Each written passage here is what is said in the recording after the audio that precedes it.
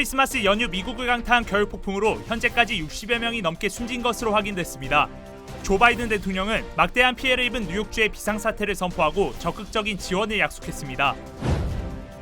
사우스웨스트 항공이 이번 겨울 폭풍과 관련해 항공편 수천여 편을 무더기로 결항시키면서 연방당국이 조사에 나설 방침을 밝혔습니다. 다른 항공사에 비해 압도적으로 많은 결항률을 보여 납득할 수 없는 수준이라는 지적이 나오고 있습니다. 올 한 해 미국 사회를 달궜던 주요 현안들을 정리해봤습니다. 모기지 금리 상승세가 지속되면서 집값이 4개월 연속 떨어졌습니다. 당분간 하락세가 이어질 것이란 전망입니다. 다음 주까지 캘리포니아 전역에 비가 내릴 것으로 전망됩니다. 일부 지역엔 홍수주의보가 발령됐습니다. 여러분 안녕하십니까? 미 전역에 폭탄 사이클론 눈폭풍이 계속되면서 지금까지 각종 관련 사고로 인해 60여 명이 목숨을 잃었습니다. AP통신에 따르면 미 전역을 강타한 폭탄 사이클론 눈폭풍으로 인해 희생자가 60여 명이 넘어서는 등의 피해가 폭증하고 있는 것으로 나타났습니다. 특히 지난 1977년 이후 최악의 눈폭풍이 덮친 뉴욕주 서부 버팔로 인근에서만 최소 28명이 숨진 것으로 알려졌습니다. The Buffalo police have literally, in a variety of different ways, provided hundreds of rescues and have rescued many stranded motorists in the city of Buffalo. In some of these circumstances, some of these people might not have survived. 이와 관련해 조 바이든 대통령은 뉴욕주의 비상사태를 선포하고 연방정부 차원의 지원을 약속했습니다. 한편 이번 폭탄 사이클론으로 미 전역에 200만 가구가 단전되고 12,000여 편의 항공 운항이 취소되는 등의 막대한 피해가 발생한 것으로 전해졌습니다. 사우스웨스트 항공사가 기후 문제로 수천 편의 항공기를 결항하면서 연방교통당국이 이에 대한 조사에 나설 예정입니다. 항공 전문 웹사이트 플라이트웨어에 따르면 지난 26일 겨울철 기후로 취소된 항공편 4,000편 가운데 2,900여 편이 사우스웨스트 항공편이었던 것으로 나타났습니다. 이는 전체 운항 취소율 가운데 62%에 달하는 수준입니다. 이에 대해 연방교통국은 압도적으로 높은 취소율을 지적하며 항공사가 고객에 대한 의무를 준수하고 있는지에 대해 확인할 예정이라고 밝혔습니다. 조 바이든 대통령 역시 트위터를 통해 항공사가 책임을 지도록 노력하고 있다면서 사우스웨스트 측을 겨냥하는 글을 남겼습니다. 한편 연휴부터 몰아닥친 한파와 폭설로 항공편이 대거 결항됐지만 현재 미 주요 항공사들은 대부분의 항공편을 정상화한 것으로 알려졌습니다. 올해는 정치, 경제, 사회 등 전 분야에 걸쳐 유난히 변화가 많았던 한 해였습니다. 특히 인플레이션으로 많은 분들이 힘든 시간을 보내셨을 텐데요. 이제 한 해를 되돌아보고 새해를 설계하는 시간입니다. 지난 1년 동안 어떤 일들이 미국 사회를 달궜는지 이두현 기자가 돌아봤습니다. 지난 2월 러시아는 특별 군사 작전을 선포하며 우크라이나를 침공해 세계를 위기에 몰아넣었습니다.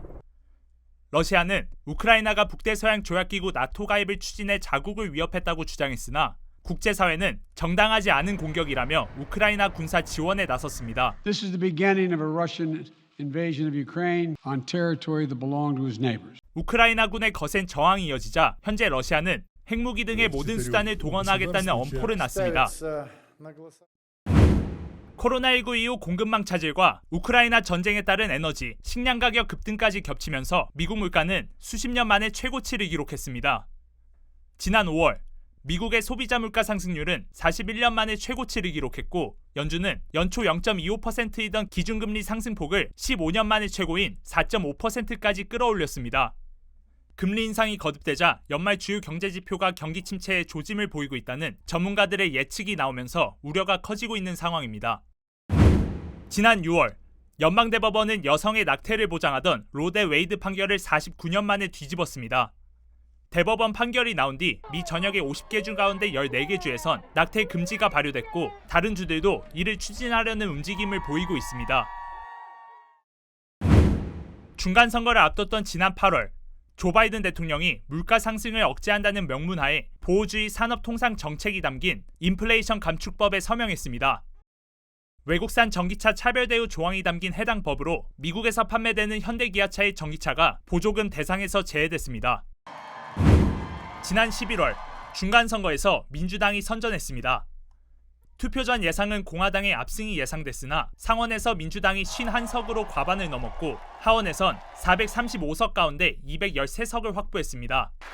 이에 따라 트럼프 전 대통령의 차기 대선에 대한 승리가 불투명해졌습니다. 이번 달 미국에서 동성간 결혼의 효력을 전국적으로 인정하는 결혼 존중 법안이 제정됐습니다. 동성 결혼은 연방법의 보호를 받아 의료보험과 소득공제 등의 혜택이 제공될 예정입니다. 올해 미 전역의 기후변화로 인한 피해가 동시다발적으로 발생했습니다. 지난 9월 허리케인 이안이 플로리다주를 강타해 80여 명이 숨지고 현재 폭탄 사이클론, 겨울 눈폭풍이 몰아치면서 60여 명이 숨진 것으로 확인됐습니다. 이외에도 교내 총기 난사가 빈발하면서 총기 규제에 대한 논쟁이 다시 한번 불붙었고 교내 마약 과다 복용으로 숨지는 사례가 잇따르면서 올해 큰 사회 문제로 떠올랐습니다. MBC 뉴스 이도현입니다. 미국의 주택담보대출 금리가 오르면서 집값이 4개월 연속 떨어졌습니다. 금리가 계속해서 인상될 것으로 예상돼 집값 하락세도 당분간 이어질 거란 전망이 나옵니다. 왕종명 특파원입니다.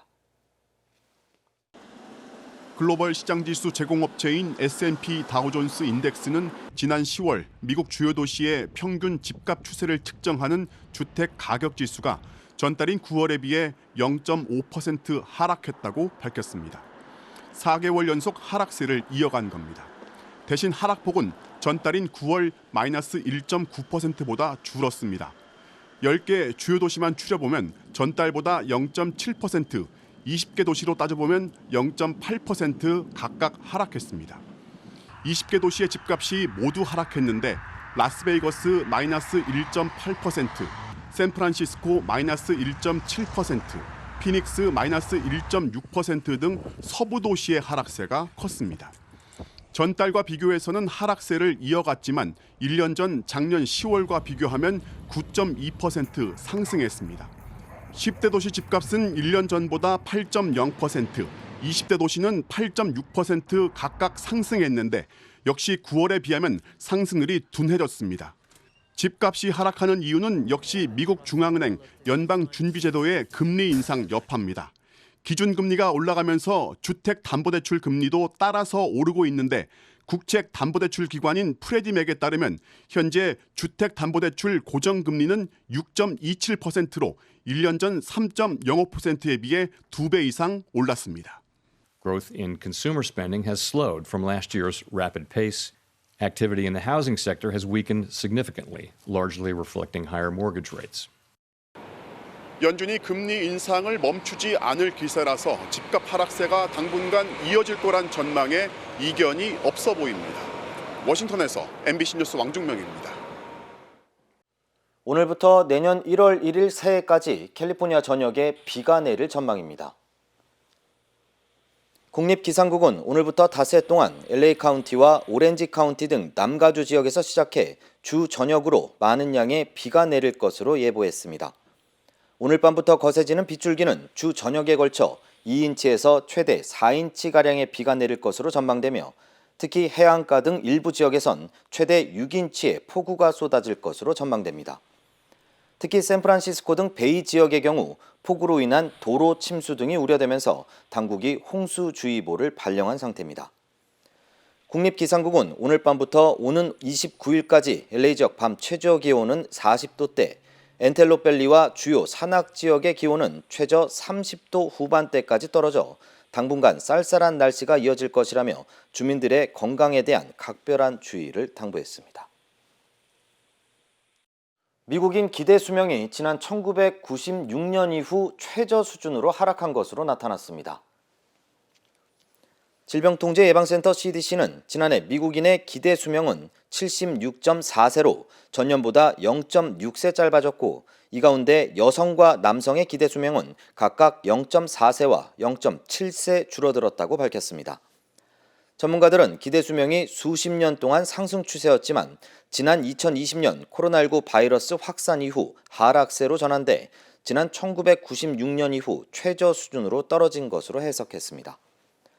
한편 지난해 마약 오남용으로 인한 사망자 수는 전년보다 16% 증가한 10만 6,700명으로 나타나 미국 내 마약 확산이 기대 수명 단축에 영향을 끼쳤다는 분석입니다.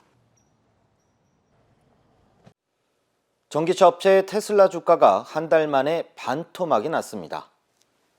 뉴욕 증권거래소에 따르면 테슬라 주가는 전날보다 11.41%포인트 떨어진 109.10달러에 장을 마감했습니다.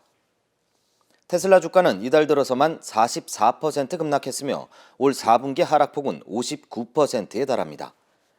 테슬라는 상하이 공장이 코로나19 감염 확산을 막기 위해 다음 달 1일까지 9일 동안 생산을 중단한다는 소식이 전해지면서 하락폭이 커졌습니다. 또 일론 머스크 대표가 트위터를 인수한 이후 테슬라 경영을 소홀히 한다는 의혹 역시 주가 하락을 부추기고 있다는 진단입니다. 지난 미국 중간선거에서 공화당의 패배 요인이 중도 무당층 포섭 실패에 있다는 여론조사 분석이 나왔습니다. AP통신과 시카고대 여론연구센터의 분석에 따르면 지난 11월 치러진 중간선거 하원 투표에서 무당층 가운데 38%가 공화당을 지지한 것에 비해 민주당의 지지층은 42%에 달한 것으로 집계됐습니다. 앞서 지난 2020년 대선과 2018년도 중간선거에서 공화당을 지지하는 무당층의 지지층은 각각 37%와 38%로 올해와 큰 차이가 없는 것으로 나타났습니다. 이와 관련해 전문가들은 2018년 중간선거에서 민주당이 승리할 수 있었던 이유는 무당층의 절반이 넘는 표라고 보며 공화당의 실패 요인을 무당층의 지지를 얻지 못한 것으로 꼽았습니다. 또 이번 중간선거에서 많은 중도층의 유권자들이 민주당을 지지하지 않았지만 공화당에도 거부감을 갖는 것으로 보인다면서 무당층의 상당수가 민주와 공화 어느 쪽에도 투표하지 않은 것이라고 분석했습니다. 러시아 푸틴 대통령이 러시아산 원유에 유가 상한제를 도입한 국가나 기업에게 석유를 수출하지 않겠다고 밝혔습니다. 이런 상황에서 유럽의 천연가스 가격은 전쟁 이전 수준으로 떨어졌습니다. 조명화 특파원입니다. 푸틴 러시아 대통령은 원유 가격 상한제를 도입한 국가와 기업에게 석유와 석유 제품을 수출하지 않기로 했습니다. 이번 대통령령은 내년 2월부터 7월까지 5개월 동안 한시적으로 운영될 계획이며 대통령의 특별 허가가 있을 때만 유가 상한제 도입국에 수출이 가능하게 됩니다. 앞서 지난 5일 유럽연합과 주요 7개국 등은 러시아의 우크라이나 침공에 대한 제재로 러시아산 원유 가격을 배럴당 60달러 이하로 제한하는 조치를 내렸습니다. 러시아는 제재 조치에 대해 세계 에너지 시장의 불안정을 초래할 것이라며 강하게 반발했고 알렉산드르 노박 부총리는 최근 인터뷰에서 유가 상한제를 준수하기보단 생산량을 5에서 7% 줄이겠다고 경고하기도 했습니다. Мы готовы идти на понижение частичной добычи.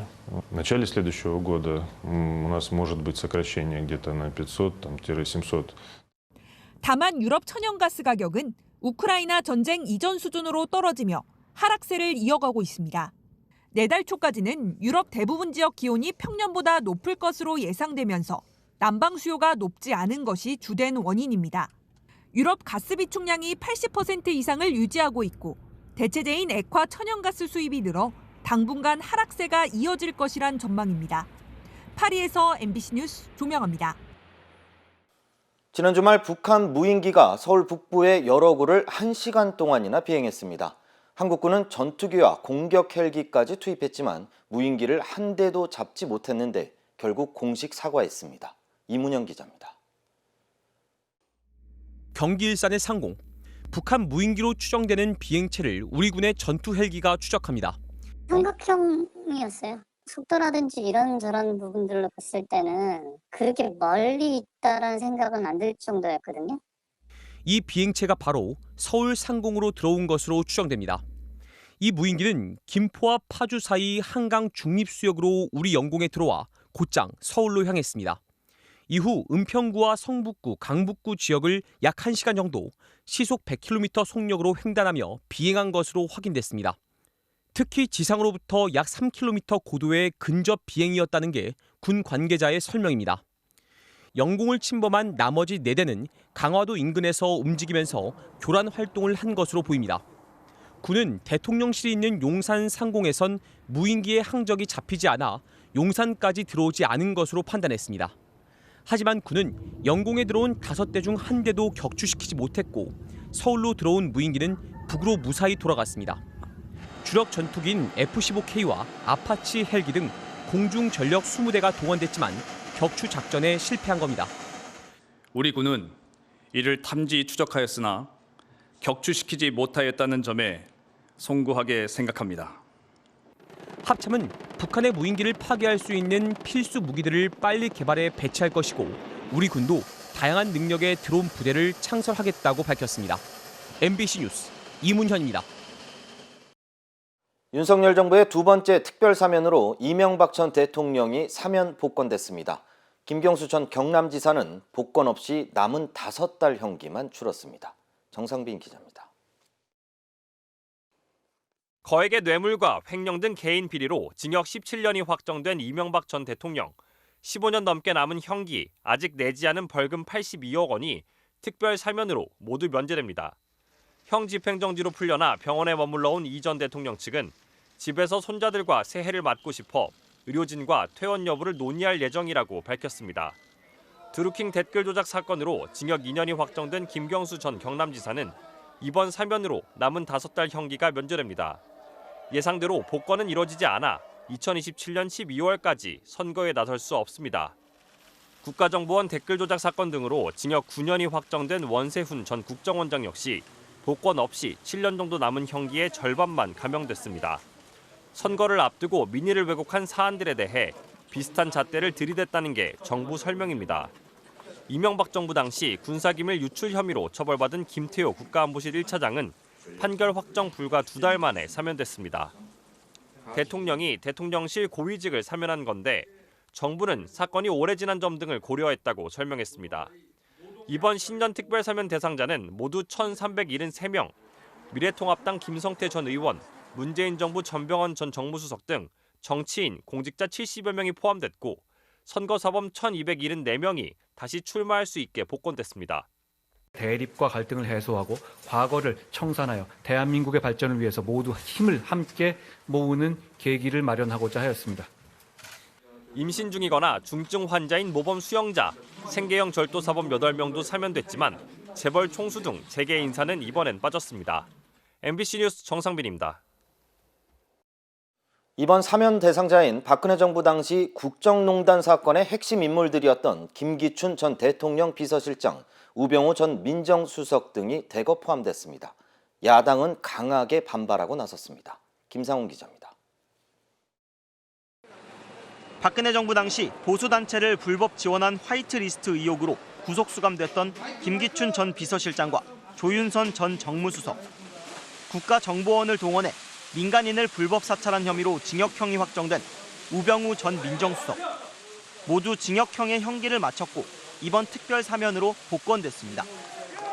국가정보원의 특수활동비를 상납받은 최경환 전 경제부총리, 특수활동비를 대통령 등에게 상납했던 남재준, 이병기, 이병호 전 국정원장, 특활비 상납 과정에 개입했던 이른바 박근혜 정부의 문고리 3인방, 안봉근, 정호성, 이재만 전 비서관까지 정부가 공개한 특별 사면 대상자 중 국정농단으로 처벌받은 공직자만 20명이 넘습니다.